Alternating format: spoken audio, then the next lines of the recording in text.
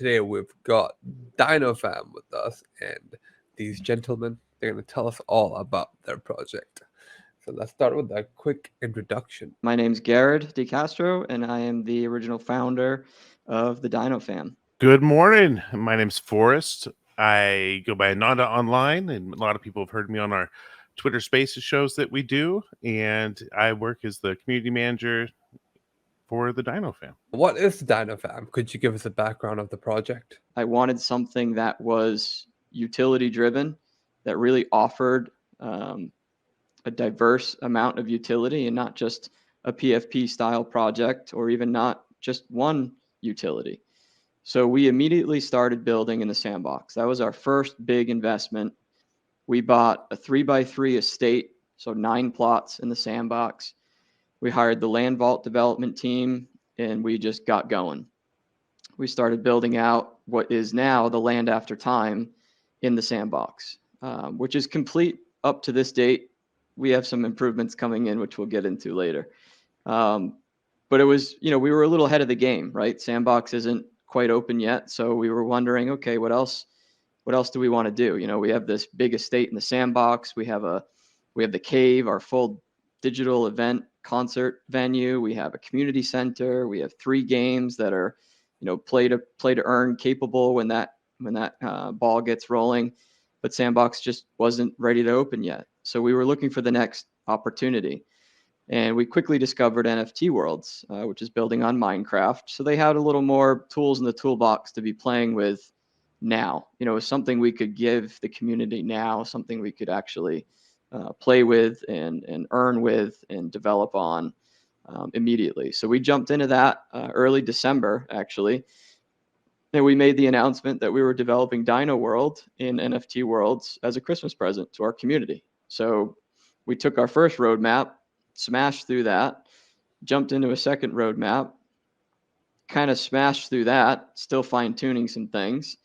And now we're jumping into our third roadmap. So we did a lot throughout those 4 or 5 months.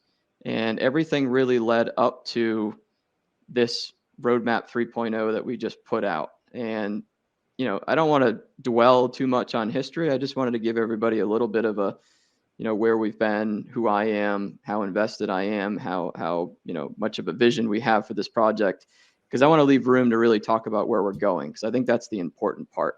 So our Dino Snack Jar is our creative way to reward members who are being active in our community. So 50% of our trading volume commission goes into the Dino Snack Jar, that community wallet. And members of the community can apply for these snacks, which are in the form of Matic. We distribute via Matic on Polygon Layer 2 because of gas fees for obvious reasons. And it's a claim process, but you do have to apply. And in order to apply, you either have to hold a family, one of each of our characters, or be a level Dino Legend status, which is a level in our Discord. So we gave 2 different options. One for one that's able and financially ready to invest and be able to scoop up one of each character, and also for the ones that maybe don't, but they're willing to put in the work. They're willing to grind, willing to get in the Discord and really climb the ranks and grow those XP points. So we've had 1 Dino Snack Jar opening so far. It's not set for monthly or quarterly or whatnot. We pretty much drop it when we feel as though there's enough in there to make a sizable outcome. And it was successful. We ran into some bumps and such in that road because it was the first time we did it. We pushed through it. The team kicked ass, and we got it out to our users. So we're super pumped that is a utility that we will continue to build on. And as you'll learn moving forward, we've even tied that back with everything that we have going on in the future. And you did mention that you're going to be building a few play-to-earn games. Is that inside the sandbox, or are you building a completely different game outside? Yeah, so we went back and forth on that, whether we wanted to do something completely custom, ground up, console or otherwise kind of game, or if we wanted to focus on existing metaverse platforms. And we opted for existing metaverse platforms for 2 reasons. One, for time, and another for budget. So anybody who's building a game from the ground up knows that that takes a lot of time and a lot of money. And we could have marketed and raised the funds to do that, but we didn't want to be a one-trick pony. We didn't want to just have one game. We wanted to be something for everyone. That's really kind of been a motto that we've been really expanding on. And the other portion was time. It takes a lot of time to do that. Frankly, to put out a decent game from the ground up, you're talking 2-3 years. That's just the reality of it. And in the NFT space, 2 to 3 years is like 20 or 30 years. And there's no way you're keeping someone's attention for 2 to 3 years. So, I was drawn more towards Sandbox at the time than, let's say, Decentraland or a couple others that were available. We had met a great builder at the time, so we knew we had a great team to build it out. So we started with Sandbox. We've now gone into NFT Worlds, and we now are already talking to another more ground level game studio about what can we do next. And that's part of our vision in Roadmap 3.0 is just what can we continue to get into. But to circle back on your question, Sandbox, The Land After Time, right now has 3 games that could be implemented into play to earn games. Sandbox obviously still not having a lot of clarity around how that's going to work yet, but we do have them built out. One's a racing game, almost a kart racing game. Another's more of like a scavenger hunt, so to speak, where it's very interactive throughout the map. And the other one would be more of a maze, kind of a maze runner scenario where you got to get through certain levels and collect certain things and get to the end. So very interactive, fun games that you can get in and do that with. We did the same thing on NFT Worlds. We dropped our Dino World, and then we dropped our survival game mode. And because we were so early to that show, we were actually able to dub the title first multiplayer game on NFT Worlds. I mean, we were early. We saw the writing on the wall with that. We've expanded on that and since launched our Dino Kart game, which is a real play on old school Mario Kart. I'm still an N64 Mario Kart guy personally, my buddies and I playing when we go on vacation and hang out with each other. So we made a play on that. And we're still working on that one. We're really fine tuning that. That's come up with a lot of complications, to be blunt. And the reason being is we're building something that even Minecraft hasn't seen. The racing game in general comes with a lot of complexities, right down to the models and the carts and everything we created isn't even compatible yet with the Java edition, which is your console players. So right now it's only available on Java. It's not compatible with Bedrock. So it's compatible on Java with PC, and we're still working out the bugs. I mean, this was built from the ground up. Granted, it was built on Minecraft, so you have a lot of tools at your disposal. But this was built from the ground up. We wanted something super original. So we're about 2 weeks into the launch of that, and we've used the community to really help us fine tune and get some of these bugs worked out and get some of the monetization strategies in place that everybody's comfortable with. I think we've got a super fun game, really cool concept, and I think we're another week or 2 out from polishing this up. So then we can add to it, and Forrest will drop some alpha on what we're going to be adding to it for Roadmap 3.0. So that's everything we have right now ready to go, let alone what we're working on. Could you talk about the Dino Mart? Let's talk about Roadmap 3.0 because that will touch on what we've got coming up for collections, expansions, including Dino Mart, etc. And I'll obviously piggyback on his conversation. So without further ado, our main man, Forrest. Main man. Hey, good morning.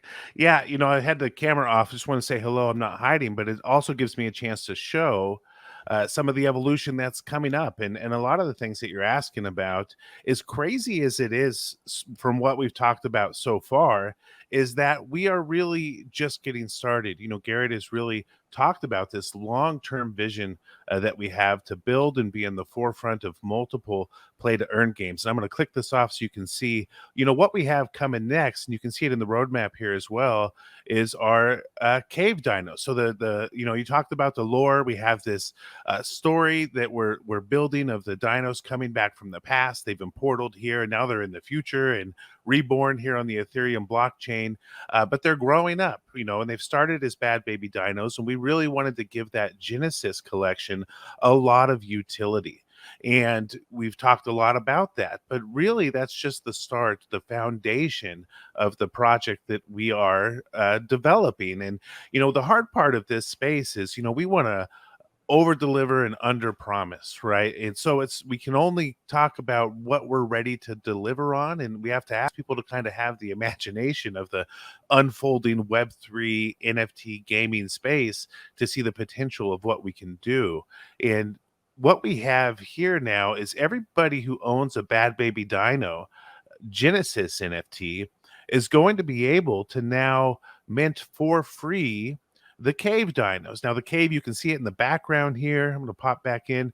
For those looking, you see the club, they're dancing. That's our community center built in the sandbox, where we're going to be able to have these concerts. We're going to be able to have community events, social events, other NFTs, gallery exhibits, you name it. If you can do it in an event center, we have the ability to put those things together. Now the dinosaurs are going to rave in the cave and have fun. They're in their younger years, and everybody who owns one of the Genesis collections that you can get now on the secondary market is able to mint one of these for free. For the life of the project, there's going to be a one-to-one claim, meaning if people aren't paying attention and they're not claiming the cave dinos, they just, a lot of people buy NFTs and they move on to other projects. Then you have people who are really focused on projects. You'll be able to check and see if they've even claimed it down the road and be able to snipe and pick ones that still have this bonus utility, which is this free PFP. And that's kind of why I wanted to show my little PFP here. You can see another guy with his turkey leg. These are all hand-drawn. Now, we're going to meet another demographic in the NFT space, which is the people who are really focused on the PFP looks, the hand-drawn art. We have a graduate of fine arts who is hand-drawing this whole collection, really from scratch. It's been really amazing. And what these guys are going to be able to do, now they're not just an art and PFP collection, and this is where everyone has to kind of really focus in, because we've talked about gaming, we've talked about play to earn, and now we're going to talk about other utilities that you can do in Web3 that we haven't hit yet.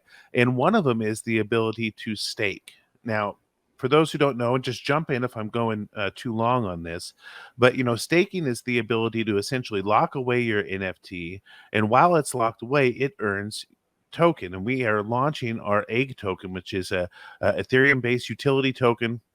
It doesn't have any liquidity. It's not a go flip and get rich token. It's purely to be used in our dino ecosystem. But when you get these cave dinos for free, you can then stake them, and they, kind of like a savings account, start accruing this egg token. So with these dinos, and I can go into it, there's different levels where they certain combinations. If you have a baby and a cave dino, you earn more. But essentially, the goal is for our original holders to be able to mint this new collection, whose primary utility so far that we've announced is earning egg token. Save up that egg token, and then you're going to be able to spend that in the Dino Mart. So see, I got to your question there. You thought I was just going off on another angle, but I had you, Professor. So what is the Dino Mart? And we're going to talk about what we've announced. But again, this is where I ask everyone to use their imagination, because we've only announced what we're ready to deliver on, but we have a lot in the pipeline. That Dino Mart is going to be full of some pretty juicy benefits for people who are participating in the project and staking those egg tokens. This is all launching in early May. So if you're listening to this now, you are early. So right now, nothing's available because we're releasing it here shortly. The first things that we're going to have are going to be the voxel collection. That's what we've announced. But we're going to have merch and, other sorts of things that you can get in to there, the standard things. But we've got some really creative stuff. And this is just where it's hard because, I know some of the things that are coming in there, but we're just not quite ready to announce those yet. Come check us out. We're on Twitter with our shows there. In the cave, sorry, easy for you guys to say. 3 days a week, and we would just really think that people would be excited about what they saw. So, we welcome everybody to come see what the Dino Fam is doing.